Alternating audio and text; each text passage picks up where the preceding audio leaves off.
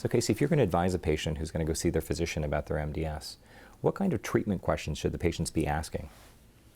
So that's a great question. I think depending on the risk stratification of their particular disease, so starting with low risk patients, patients who, especially with anemia only, I would ask the physician about my erythropoietin level. That was the hormone that my kidneys make to stimulate my bone marrow to make more red blood cells.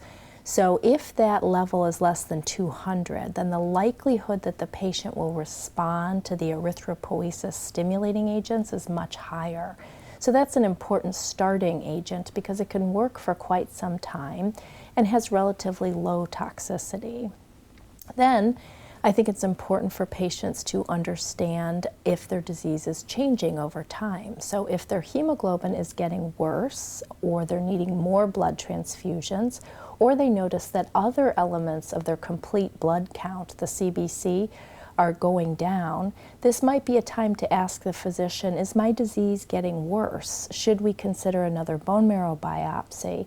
And discussing that with the physician.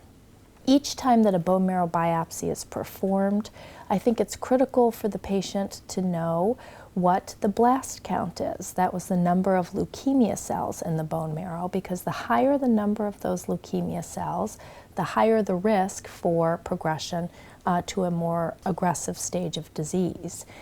So asking about the blast count, and then asking about those genetic changes. And there are two big categories of testing for those genetic changes.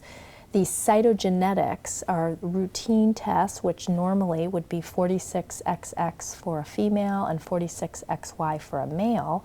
In many patients, about 50% of patients with MDS, this will be abnormal.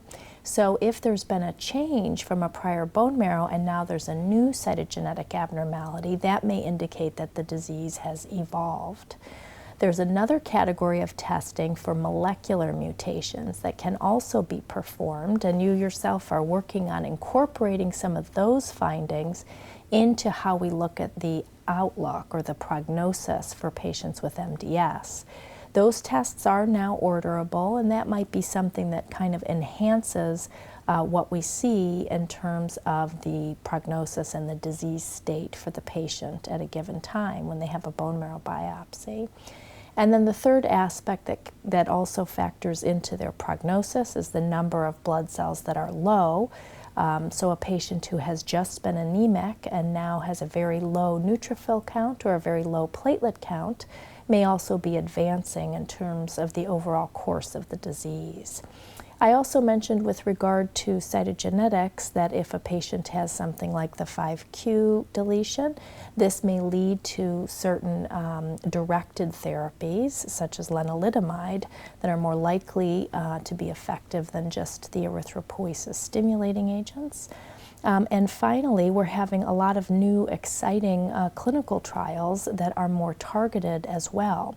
So for example, patients who have a p53 mutation, which is picked up on the molecular mutation panel, not on the cytogenetics, there is a clinical trial of a drug that's focused very much on the abnormalities surrounding that mutation.